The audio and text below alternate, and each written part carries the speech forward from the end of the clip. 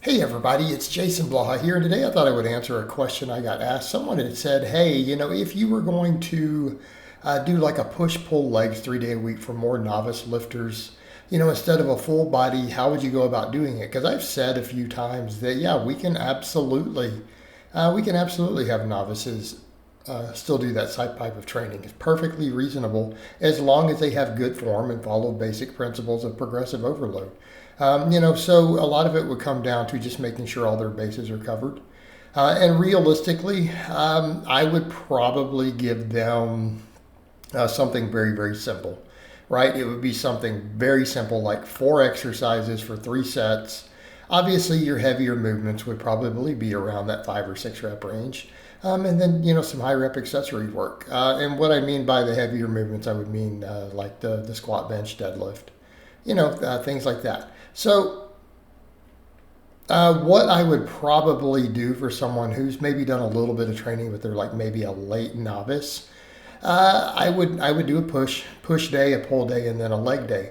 But I would probably do squats and deadlifts on the last day, and I think that's perfectly reasonable for them. And this could be done something like Monday, Wednesday, Friday, and again, you could use the same sort of progression templates people run on normal novice programs, where you do the little small weight increases, or you wait till you can get new reps, right?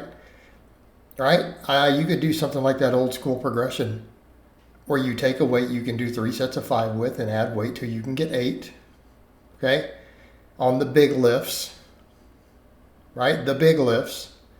And then you could take the smaller lifts and do something to where they take a weight they can do 10 reps, and when they can get about 12 or 13, when they can get 3 sets of 13, add weight, go back down to 10. But for the push day, I would probably do, bench press, like a flat bench, and then consider an incline bench, right? Incline bench would be really a really good addition there. Now, if they really hated incline, sure, they could do incline dumbbells. They could do a decline bench, a second press for the chest of some type. But the main thing here you're looking at is trying to get about 6 total sets, 6 total sets for your chest on that day, right? 6 total sets. So again, ideally a flat bench, done with a pause. Working about the 5 to 8 rep range, and then they could do an incline. Then I would consider an overhead press of some type. Now, I would alternatively say if they don't want to do an overhead press for that third exercise, I think a pullover could work just fine there. The pullover could work really, really well. Or a pullover for the fourth exercise. So I would recommend some sort of tricep isolation for the fourth exercise that day. And that would obviously be in that 10 to 12, 10 to 13, or even 10 to 15 rep range. I mean, some of those I would realistically say, like if you did for the big movements 5 to 8, you could do 10 to 15 for the smaller isolation type movements, just with strict form. So if they didn't want to do some sort of extension, or if they already did an overhead press for the third, they could do a pullover, just like you see me doing here. Dumbbell pullover, plate pullover, and that would be perfectly acceptable on that day. Right, so you end up with about 12 total sets. So for the pull day, I mean, ideally, I'd like to see chin-ups or pull-ups. But if they're not strong enough, maybe they're too fat, they're not strong enough, they can't do them. You could do band-assisted chin-ups, or you could do a lat pull-down. That's also acceptable. So they could do that. And then I'd like to see some sort of row. I mean, again, if they're still needing the basics, I don't think that we need a dumbbell row or anything yet, or any sort of machine. I would simply say a standard barbell row, right? So, something like a chin up or a pull up, even if it's reverse band assisted, then a nice strict barbell row, right? 3 sets of each of those. Those could be run in around that 5 to 8 rep range. Although the barbell rows could be done in that 10 to 15. Yeah, really easily. Then I would do some sort of side delt exercise for that pull day. That's pull related. Obviously we already got front delts and other stuff on the other. We got quite a bit of rear delt with this rowing and pulling.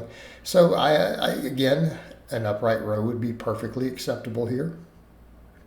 Again, in that 10 to 15 rep range. If they don't want to do an upright row, if it bothers their shoulders and they want a more isolation movement, I think lateral raises would work really good here for a third exercise. And then after that, I'd like to see a curl.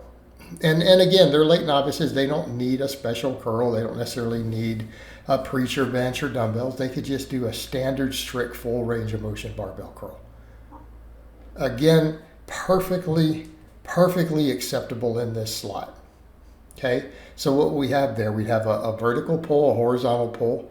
We'd have some sort of side delt exercise. It's technically kind of a pulling exercise.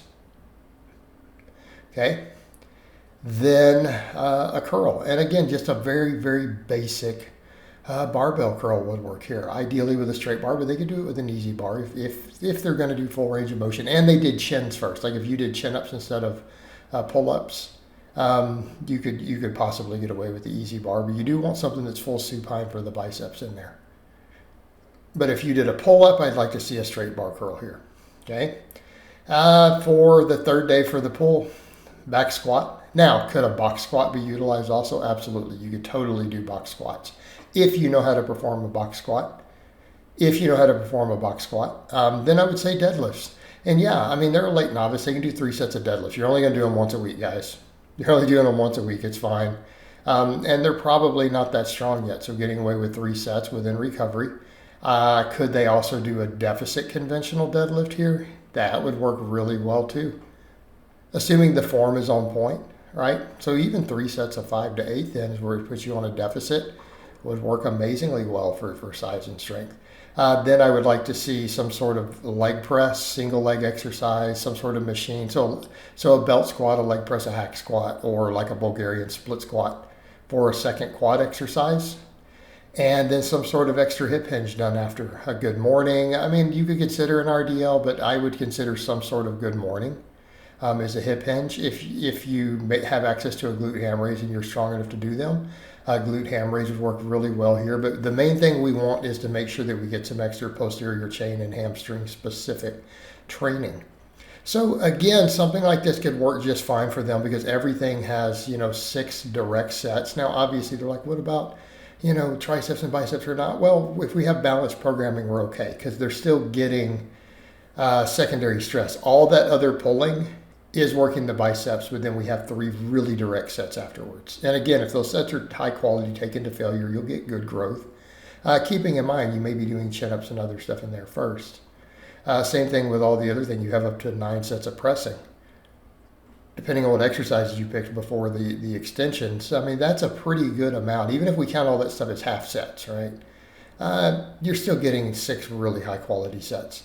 Same thing with the squatting and the deadlifting. Because deadlifts are almost a quad exercise still.